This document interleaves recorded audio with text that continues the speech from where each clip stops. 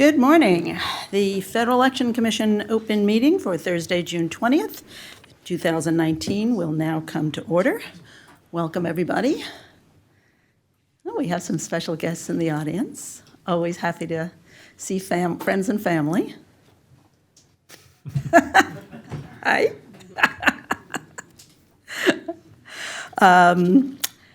We're going to start with correction and approval of the minutes. Mr. Vice Chairman?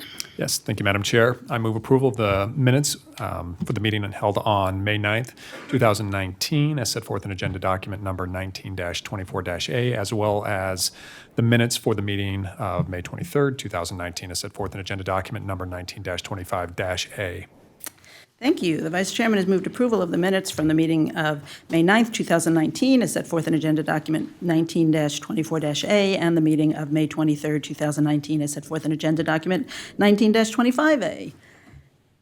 Is there any discussion on the motion? If not, I'll call the question. All in favor say aye. Aye. Aye. And the motion passes unanimously. The next item on the agenda is Audit Division Recommendation Memorandum on the Oklahoma Democratic Party, A17-19.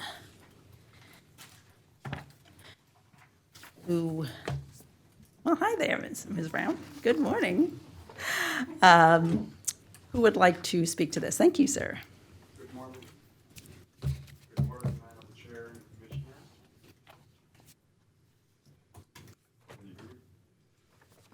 That's it. Good morning, Madam Chair and Commissioners. Before you is the Audit Division Recommendation Memorandum for the Oklahoma Democratic Party recommending approval of 4 findings. The 4 findings presented are a misstatement of financial activity, a misstatement of Levin Fund activity, record keeping for employees, and reporting of debts and obligations. We are available to answer any questions you may have. Thank you.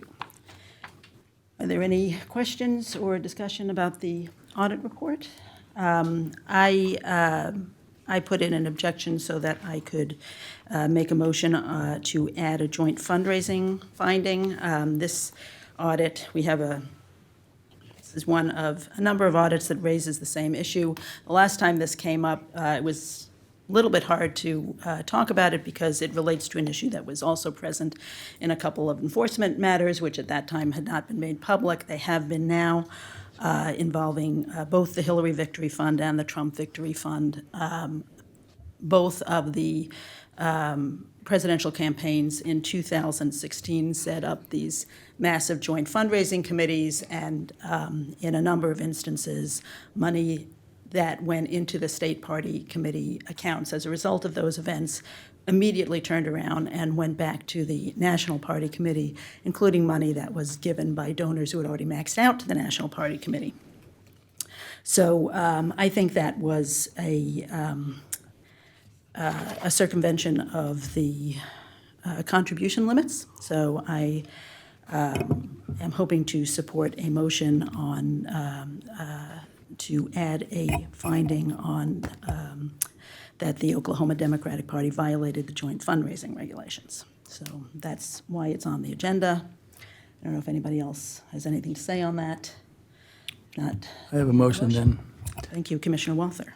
In A17-19 audit of the Oklahoma Democratic Party, I move to add a new finding that the Oklahoma Democratic Party violated the joint fundraising regulations at 11 CFR Section 102.17C when it received $3,013. $3 million. Excuse me.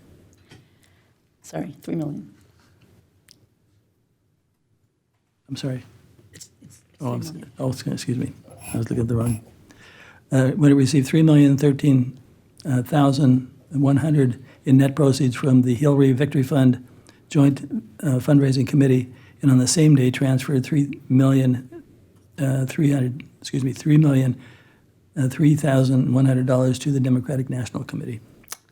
Thank you. Commissioner Walther has moved in A17-19 audit of the Oklahoma Democratic Party that we add a new finding that the Oklahoma Democratic Party violated the joint fundraising regulations at 11 CFR 102.17C when it received $3,013,100 in net proceeds from the Hillary Victory Fund Joint Fundraising Committee, and on the same day transferred $3,003,100 to the Democratic National Committee. Is there any discussion on the motion? If not, I'll just, other than what I said before, I'll just point people to the statement that I issued in MERS 7304, 7331, and 7339 involving the Hillary Victory Fund and the Trump Victory Fund, and I put out a statement on that discussing this issue on May 31st of this year. Having said that, I will call the question. All in favor say aye. Aye. Opposed? No. Motion fails 2-2 with Commissioner Walther and me voting in favor and the Vice Chairman and Commissioner Hunter voting against. Is there another motion? Thank you, Mr. Vice Chairman. Thank you, Madam Chair. I move approval of the Audit Division Recommendation Memorandum on the Oklahoma Democratic Party, which is A17-19, as set forth in Agenda Document Number 19-27-A. The Vice Chairman has moved approval of the Audit Division Recommendation Memorandum on the Oklahoma Democratic Party, A17-19.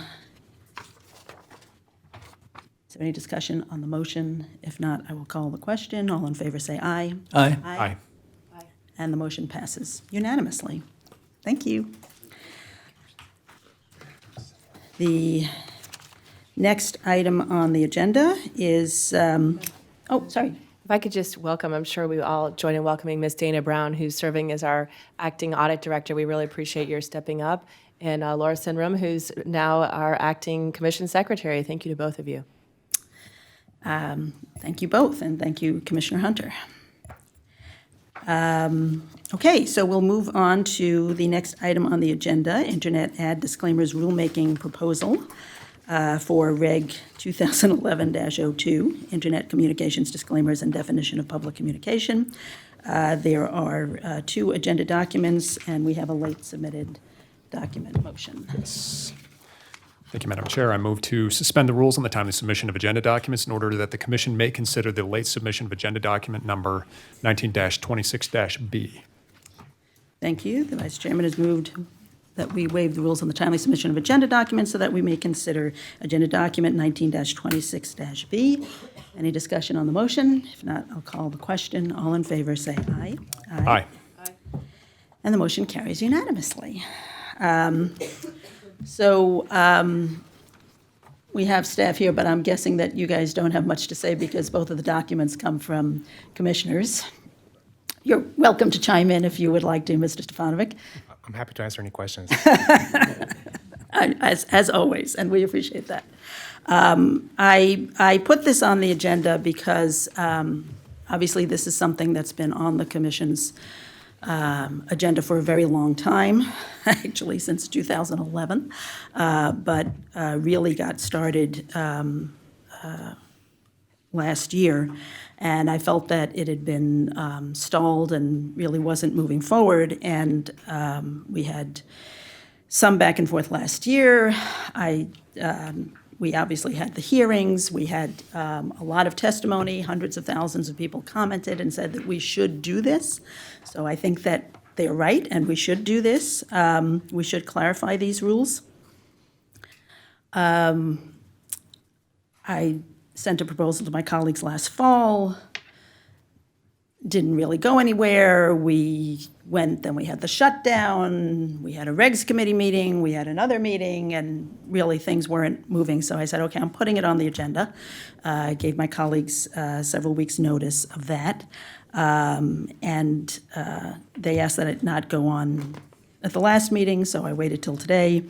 And we got a new proposal yesterday from our colleagues, so I appreciate that. I think it always helps to put words on paper, and it's useful. There's a lot that the proposals have both changed somewhat since the NPRM and are, I think, informed by the comments and the hearings that we had last year. I think that they both share some features and are different in some ways. I think there's general agreement that, as it says in the law now, ads that are on the internet need to have disclaimers. The preference is that they have full disclaimers on the face of the ad, But I think both proposals recognize that there will be some circumstances in which it makes more sense to have some kind of a technological mechanism, link, or something similar that will allow people with one action to get to the full information about the disclaimer. There's a little bit of a difference in what would trigger that, at what point one moves from a full disclaimer on the face of the ad to one with a technological mechanism and the information being provided somewhere else. And both of the proposals have moved since the proposals in the NPRM last year, again, informed by some of the comments that we got. There's also, I think, a significant difference in terms of how much information will be on the face of the ad. One issue that has been very important to me all along has been that there be something on the face of the ad, even if it's not the full disclaimer, some indication of who is behind this ad, who is responsible for it. So the proposal that I put forth requires at a minimum that there be, paid by X, some indication of who is paying for the ad right on the face of the ad. We know that there's a pretty low click-through rate. People click around on the internet all the time, but the reality is that there's a fairly low click-through rate. In fact, the commission in litigation submitted information to the DC courts that the click-through rate ranges from for Twitter advertisements between 1% and 3%. An online marketing company found the average click-through rate for 18 industries with Facebook advertisements was 0.9%, that is less than 1%. So there's not a lot of, the information will be available, but probably not a lot of people are actually going to get it if it's somewhere other than on the face of the ad. That's why I think it's so critical that there be something on the face of the ad to indicate the sponsor. It's unlikely that political ads are going to have some kind of clickbaity, and you won't believe who's sponsoring this ad on their face that might encourage people to click through. So I think in most cases, what is on the face of the ad is all that anybody's going to see. So I think that is important and a current distinction between the two proposals. There are other distinctions, and I don't anticipate that we're going to vote on these proposals today. As I said, we received a proposal from our colleagues just yesterday, and I will be happy to turn the mic over to if they want to speak to their proposal, but we're obviously not on the same page yet. I hope we can get on the same page, and I'm planning on bringing this back at the next meeting and hoping to have a vote at that meeting, at least on rule text, if not on full E&J, which would cause all sorts of heart attacks for our staff if I said I wanted a full E&J on something we haven't agreed on yet in 3 weeks. But I really do think that we need to resolve this. It's really important. There's a strong demand for this. It's important.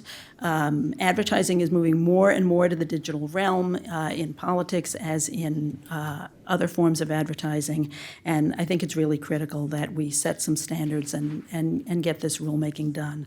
And I really want to either get it done or, just devolve to the current rules and statutes, which I think are not that bad, but they're not as flexible as they could be, and that it would be useful to everyone if we could complete this rulemaking and provide some greater clarity on this. So, Mr. Vice Chairman. Thank you, Madam Chair, and thank you for bringing this up. I think this is, even if we don't have votes today, I think it's useful to set forth our preferred approaches just so that the public can be apprised of where things stand to evaluate the approaches. Heck, if they want to reply and give comments on them, we would welcome that as well.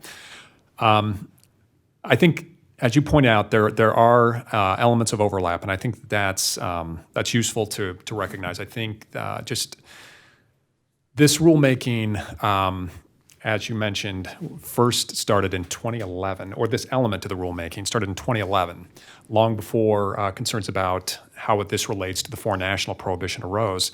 And that's because there's been a number of different advisory opinions we've had that have dealt with this issue about how do you apply a disclaimer requirement that contemplated a very different communications environment where we were talking about traditional media such as television, radio, newspaper, magazine, mail. Those were the communications that the FICA contemplated when it was drafted back in the 70s, and obviously the communications technology has evolved substantially since then. And so, how do we apply a regulatory framework designed for one type of communications mediums to a new and ever evolving one? And so we've dealt with this issue with respect to character limited text, small banner ads on phones, to Google ads, to Facebook, and so separate and apart from the foreign national concern, which undoubtedly kind of kickstarted this issue. This issue has relevance independent of that as well, and for that reason, I think guidance on this is important. As I've approached this issue, there have been a handful of principles that I've tried to keep in mind when formulating a response. The first of which is flexibility. The internet, as we all know, is a very dynamic and ever-evolving medium for communications. And our rules need to take that into account so that they don't instantly become obsolete and irrelevant as soon as the next wave of technological change happens with respect to the internet. The second is that the ad formats that are available currently, I very much want to make sure that those continue to be available to candidates, political committees, other independent speakers as well. The one thing that's great about the internet is that it has numerous low-cost advertising options. You can convey your message to a broad audience in a way that someone of modest means couldn't do, who wouldn't be able to afford television ads or radio ads or be able to maybe put an ad in a major newspaper. The internet does provide numerous options at low cost, and we want to make sure that those remain available. That's especially important for, again, candidates, political committees, and other independent speakers, many of whom don't have the resources. There are some who are very well financed, most aren't. And so we want to make sure that those ad formats remain available.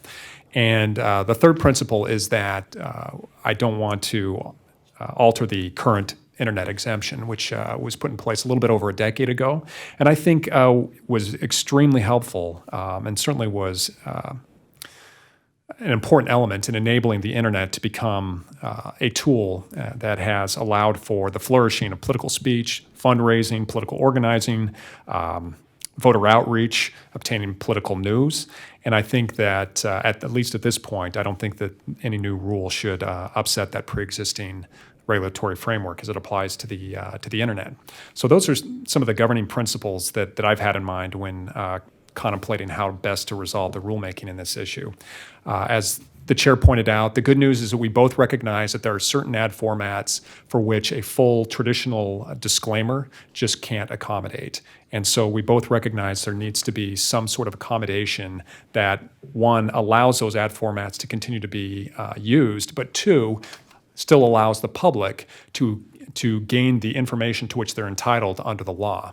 How we do that is the sticking point right now. As I look through the competing proposals, there are some significant points of departure.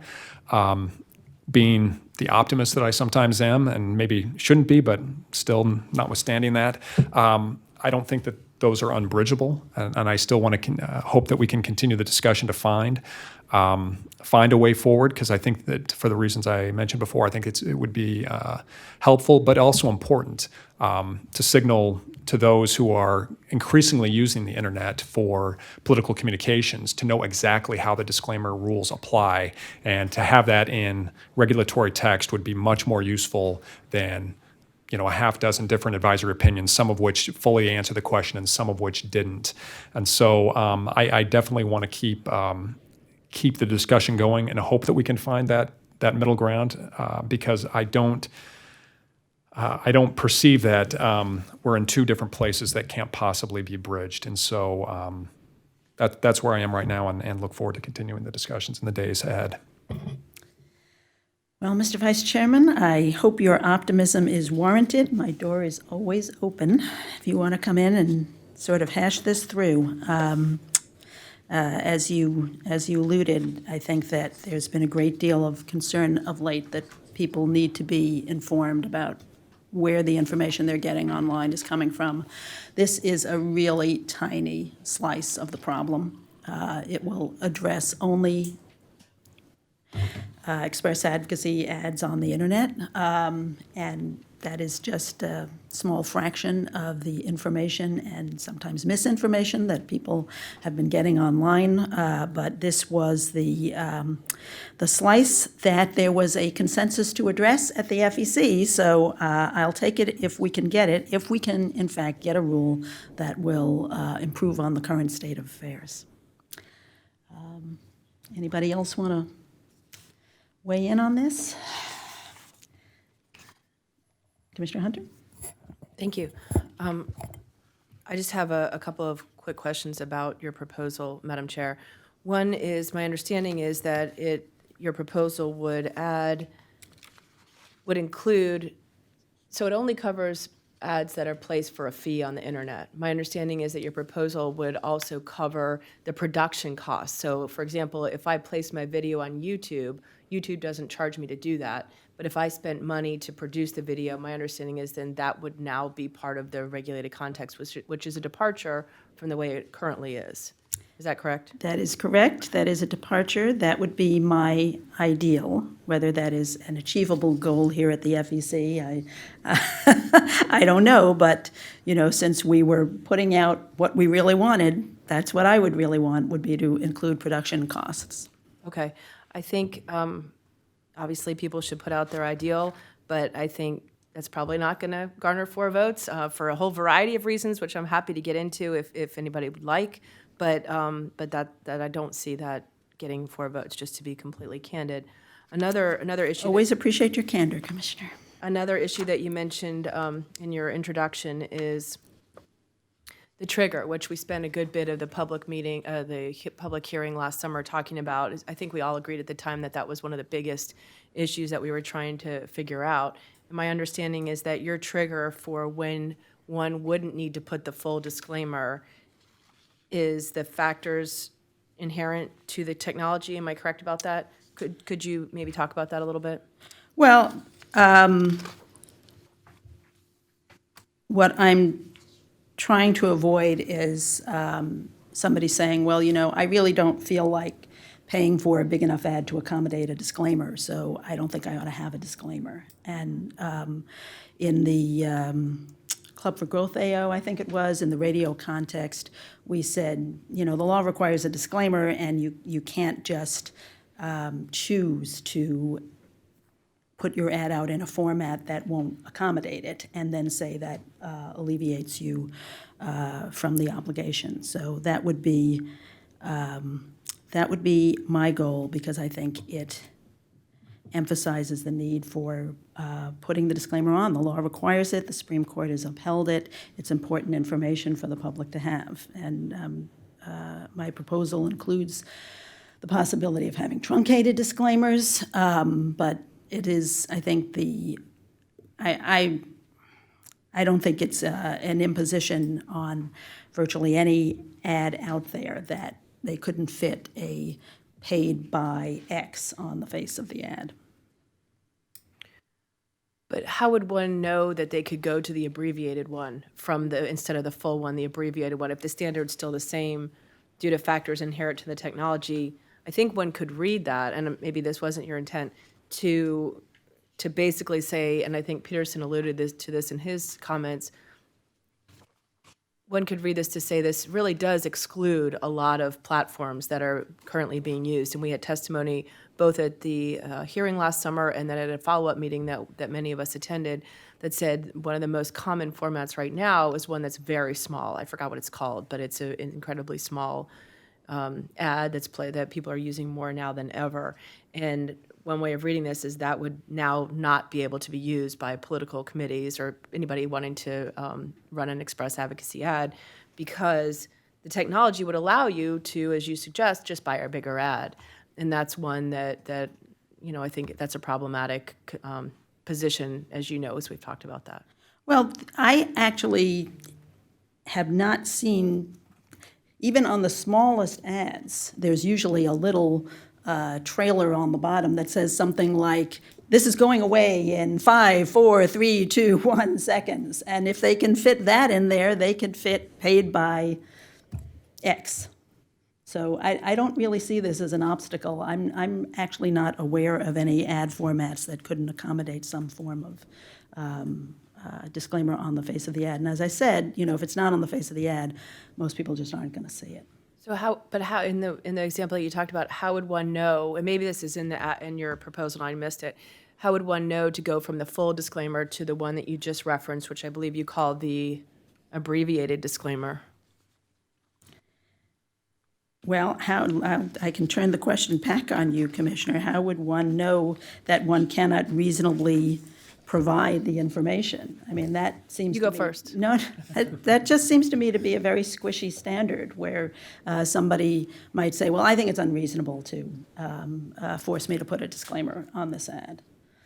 I mean, nobody ever wants to put disclaimers on their ad, right? It always takes up some space. Actually, we had testimony to the contrary. We really did. We said a lot of people who came in said, we want people to know we're placing the ad and we want them to click through because we want to capture their information. We had a lot of testimony to that effect. Well, we had some testimony to that effect, but we know because we have seen it in enforcement that not everybody wants to put the disclaimer on the ad. So I think that we need to reinforce the requirement.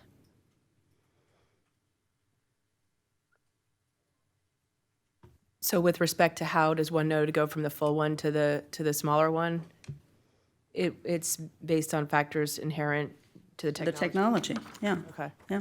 And, that obviously is something that we could flesh out in the E&J.